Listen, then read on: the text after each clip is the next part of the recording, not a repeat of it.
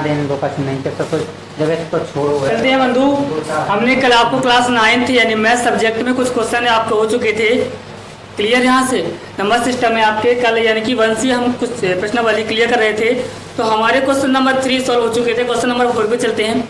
Question number 4 में आपका क्या होगा, पहचानना पड़ेगा कि आपको यह है आपकी परमेय संख्या शांत है अथवा अशांत। तो आपकी कोई परमेय संख्या शांत कब होती है और अशांत कब होती है।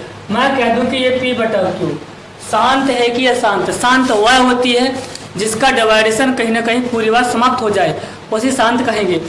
यदि किसी संख्या का डिवाइडेशन पूरा नहीं कट रहा है क्योंकि भाग हम देते ही जा रहे हैं, वह हमारी शांत होगी।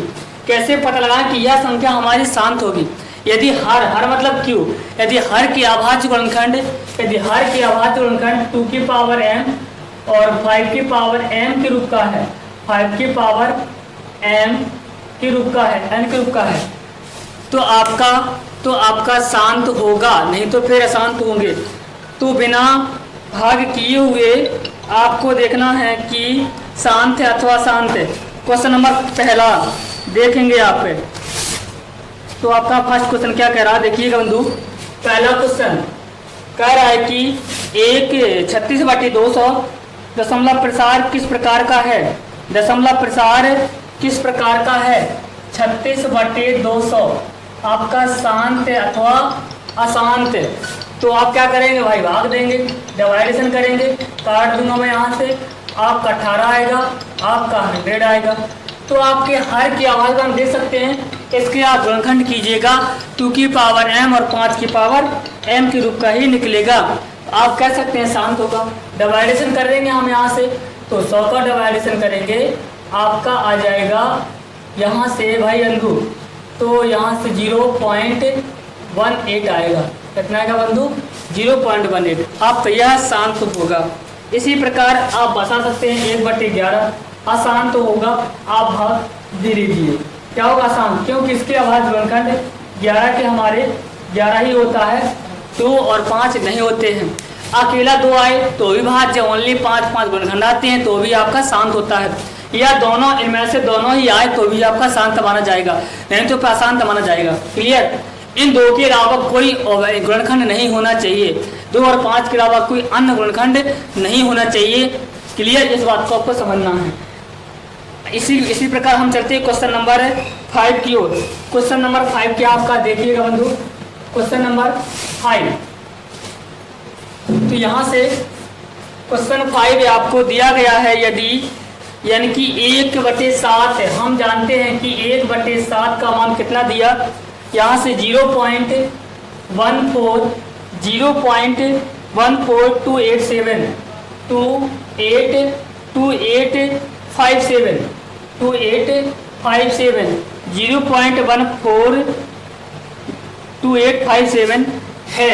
यदि 1/7 का मान 0.14287 है, रिपीट हो रहा है, यानी कि फिर वही होगा 14287, फिर 14287 होगा। यदि 1/7 का मान यह है तो आप निम्नलिखित के दशमलव प्रसार निकालिए। तो निम्नलिखित के दशमलव प्रसार निकालिए, जैसे कि 2/7 का मान, 2/7 का दशमलव प्रसार क्या होगा, दशमलव प्रसार क्या होगा बंधु जी, आपको निकालना है। तो हम दशमलव प्रसार यानी भाग देना है, जो भागफल आए वह दशमलव प्रसार होता है। 7 का भाग हम देंगे 2 में, तो आपका 0.20, 7 दूना 14 बचेगा आपका 6, 0 7 8 56 कितना आएगा आपका 4 40, 7 35 आपका आ जाएगा बंधु 5 0 37 49 आपका आएगा 1। अब यहाँ से आपको डिवाइडेशन नहीं करना है, क्योंकि यदि हम 1 से डिवाइडेशन करें, 7 से 1 में डिवाइडेशन करेंगे, अब क्या आएगा आपका 7 से 1 में डिवाइडेशन करते तो आपका आता है यह है, तो आप लिख देंगे। अब भाग जाएगा हमारा 1 4 2 8 5 7, फिर 1 रिपीट होगा यह आपका। तो इसका दशमलव प्रसार कह सकते हैं, दशमलव प्रसार कितना होगा 0.2857142857 इसके ऊपर बार लगा लेंगे, यानी कि वह संख्या बार बार रिपीट हो रही है। इस बात को आपको ध्यान में रखना है। इसी के साथ हमें निकालना है कि 3/7 का दशमलव प्रसार क्या होगा। 3/7 का दशमलव प्रसार क्या होगा। क्लियर। तो 7 का डिवाइडेशन करेंगे हम 3 में, आपका आएगा 0 पॉइंट, कहने का मतलब 30 है। 7 3 7 चौके 28 है, आपका आ जाएगा कितना आएगा यहाँ से 2 0 7 दूनी 14 यहाँ से आपका बचेगा कितना 6, आपका बचेगा 6 0 और यहाँ से 7 8 56 आपका आएगा 4 40 और यहाँ से बचेगा 7 × 35 आपका कितना बचेगा, आपका बचेगा 5। फिर भाग करेंगे 7 49 आपका आएगा 1, 1 आ जाए। अब 1 में पुनः डिवाइडेशन करेंगे तो आपका रिपीट होगा। इस दशमलव प्रसार हम कह सकते हैं 0.42857।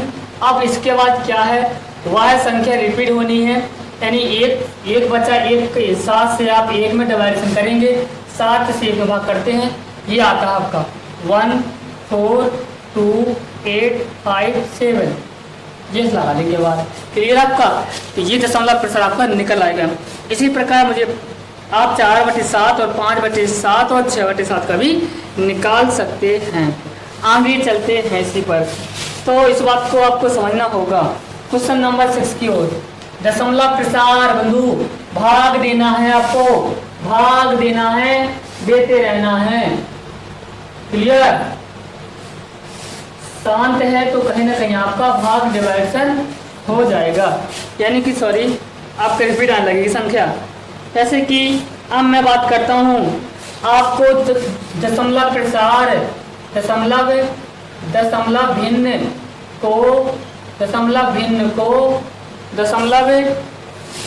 भिन्न को P/Q ग्रुप में Q के रूप में व्यक्त करना है, P/Q ग्रुप में व्यक्त करना है दशमलव प्रसार को, यानी कि परिमेय संख्या के रूप में व्यक्त करना है।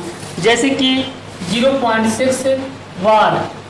यदि हम बात चलते हैं आगे यहाँ पर दशमलव संख्या को P/Q ग्रुप में व्यक्त करने के लिए मैंने आपको कल समझाया होगा कि सबसे पहले आपको वह संख्या x बराबर मान लेनी है। क्या मान लेनी है, x बराबर 0.6 बार हो रहा है, मतलब 6 रिपीट हो रहा है, बार होता है तो वह संख्या रिपीट हो रही है। इस समीकरण को आपको 1 मान लेना है। यदि एक अंक पर बार लगा हुआ है तो 10 का गुना करना है। कितना गुना करना आपको, 10 का। समीकरण ये 10 गुना करने, समीकरण एक में 10 से गुना करने पर तो आपका हो जाएगा 10x। 10 से गुना करेंगे तो आपका 1 पर सक जाएगा, 6.6 बार बार रिपीट हो जाएगा। इसे समीकरण आप 2 मान लेंगे। 2 मान लेने के बाद समीकरण 1 बनेगा और समीकरण 2 बन जाएगा। दूसरी में से आपका बनेगा 2, समीकरण 2 बनेगा। अब 2 में से आपको 1 समीकरण माइनस करना है, यानी कि 10x बाएं पक्ष से माइनस करूंगा तो कहने का मतलब ऐसे आप लिख लेंगे 6.666 रिपीट। x का मान कितना यहाँ से कह सकते हैं कि 0.666 रिपीट। आप माइनस करेंगे बंधु, माइनस करेंगे घटाएंगे तो आपका आ जाएगा 9x इक्वल टू, घटाएंगे तो 6 में से 6 0 0 आपका दाहिनी ओर सारे अंक 0 हो जाएंगे और यहाँ आ जाएगा 6, यानी कह सकता हूँ कि 6 हमारा आ गया 9x बराबर 6। तो x बराबर क्या होगा 6/9, यानी कि 2 से काट भी दूंगा 3 से तो x बराबर 2/3 आ जाएगा। ये आपका परिमेय संख्या में कन्वर्ट हो चुकी है। इसी के साथ हम चलते हैं आगे भी आपको संख्या दी गई है, इनको फिर वही काम करना है, परिमेय संख्या के रूप में व्यक्त करना है। क्लियर। क्वेश्चन नंबर देखिएगा बंधु, क्वेश्चन नंबर देखिएगा बंधु, इसी का सेकंड देखिएगा, इसी का सेकंड देखिएगा। तो इसी 5वें का सेकंड क्या कह रहा है, सॉरी 6वें का सेकंड है, 6वें का सेकंड है 0.47 को प्रभाव लगा है। इस दशमलव प्रसार को परिमेय संख्या के रूप में व्यक्त करना है। पहली बात, दशमलव के दाईं ओर बार वाली संख्या ही बचनी चाहिए। तो इसमें पहले हमें बार वाली संख्या नहीं, एक अंक है जिसमें बार नहीं लगा हुआ है, तो उस अंक को पहले बाईं ओर खिसका लेंगे। कैसे खिसकेगा, एक यदि एक अंक है तो उसमें 10 से गुना कर लेंगे, 2 अंक है तो 100 से गुना कर लेंगे। 10 से गुना किया मैंने तो आपका आ गया, आपका इसे पहले x बराबर मान लेंगे 0.47 बार लगा हुआ है। 10 से गुना किया तो 10x बराबर 4.77 बार यानी कि 777 नंतर इसको समीकरण 1 मानेंगे, इसको न मान करके इसको मानेंगे। पहले उन अंकों को आप बाईं ओर खिसका लीजिए। एक अंक पर बार लगा हुआ है, एक अंक पीछे है तो 10 का गुना करने से वह अंक बाईं ओर आ जाएगा। यदि 2 अंक हैं तो 100 का गुना कर लीजिए, 3 अंक है तो 1000 का गुना कर लीजिए। समीकरण आपका 1 बच जाएगा। 1 बनने के बाद यदि एक अंक पर बार लगा हुआ है तो 1 10 का गुना करना है, 2 संख्या पर बार लगा हुआ है तो 100 का गुना करना है, 3 पर लगा हुआ तो 1000 का। तो हम 10 से गुना करेंगे तो आपका हो जाएगा 100 में 10 गुना कितना 100x आ जाएगा। और 10 से गुना करेंगे एक अंक आपका दाईं ओर खिसक जाएगा यानी कि 47.777। इसको समीकरण 2 मान लेना है। अब 2 में से क्या करना है, 1 समीकरण को घटा देना है। तो 100x बराबर 47.77, यह संख्या रिपीट हो रही है बार बार तो ऐसे लगा देंगे। यहाँ पर 10x बराबर 4.7777 ऐसे 7 रिपीट हो रहा है। घटा लेंगे, अब क्या करना है घटा लेना। तो 100x में 10x घट जाएंगी, आपका बचेगा 90x। कितना बचेगा 90x। अब पॉइंट के दाईं ओर 7 हैं और नीचे भी 7 हैं तो क्या होगा 7 में से 7 जाएंगे 0। तो यहाँ दाईं ओर आपका हर बार 7 में 7 घटना कितना है आपका, दाईं ओर आपके सारे अंक 0 हो जाएंगे। और यहाँ क्या बचेगा 47 में से 4 जाएंगी, आपका बचेगा 43.00 आएगा। दशमलव के दाईं ओर 0 का कुछ मतलब नहीं रहता है तो आप हटा सकते हैं। आपका आ गया 90x बराबर 43। 90 मल्टीप्लाई में है, गुना में है तो भाग में जाएगा यानी x बराबर 43/90 आपके p/q के रूप में आ गया। ऐसे करना आपको, यानी कि दशमलव प्रसार को कैसे p/q के रूप में व्यक्त करेंगे तो इस प्रकार से। इसी का हम चलो एक क्वेश्चन और भी देख लेते हैं, एक क्वेश्चन और भी देख लेते हैं। थर्ड क्वेश्चन देखिएगा इसका, क्वेश्चन नंबर 3 6वें का 3। अब इसमें दिया हुआ है 0.001, इसमें 3 अंक पर बार लगा हुआ है। बार का मतलब होता है वह संख्या रिपीट हो रही है। जैसे कि हम 7 से भाग करते हैं 1 में, 7 से भाग करते हैं 1 में, आपका निश्चित ही आपकी संख्या रिपीट होगी। जैसे देखो 0.10, 7 से कम 7, आपका आएगा 3 और 0 बढ़ा लेंगे, 7 चौके 28, आपका आएगा 2, फिर 0 बढ़ा लिया, 7 दूनी 14, आपका आएगा 6 बचेगा 0 और 7 8 56, 7 8 56, फिर आएगा 4, 0 हो गया। कहने का मतलब कि 7 × 35, 7 × 35, आपका बचेगा 5, 50 हो जाएगा। फिर 7 × 7 = 49, फिर 1 बच जाएगा। तो ऐसे संख्या कभी समाप्त नहीं होने वाली है, आपकी वही अंक रिपीट होने लगेंगे, इसलिए उन अंकों पर बार लगा देते हैं। तो समझ गए होंगे बार। इसको क्या होना, पहले सबसे पहले x बराबर मान लेना है 0.001। यदि अब बात समझना आपको, जैसे कि मैंने 0.11 पर बार लगा दिया, इसको मैं बार हटा सकता हूँ, चाहे तो आप पुनः 001 001 001 ऐसे आप यही अंक रिपीट होंगे। ऐसे तो आप कभी दर्शा नहीं सकते हैं, इसलिए बार लगा देते हैं। क्लियर, चलते आगे। अब बात मैंने आपको बताई थी, यदि आपका 3 अंक पर बार लगा हुआ है, इसको समीकरण फर्स्ट मान लीजिए। 3 पर लगा हुआ है तो 1000 से गुना कराना है, 1 अंक पर बार लगा हुआ तो 10 से, 2 पर लगा हुआ तो 100 से, 3 अंक पर बार लगा हुआ तो 1000 से गुना कराएंगे।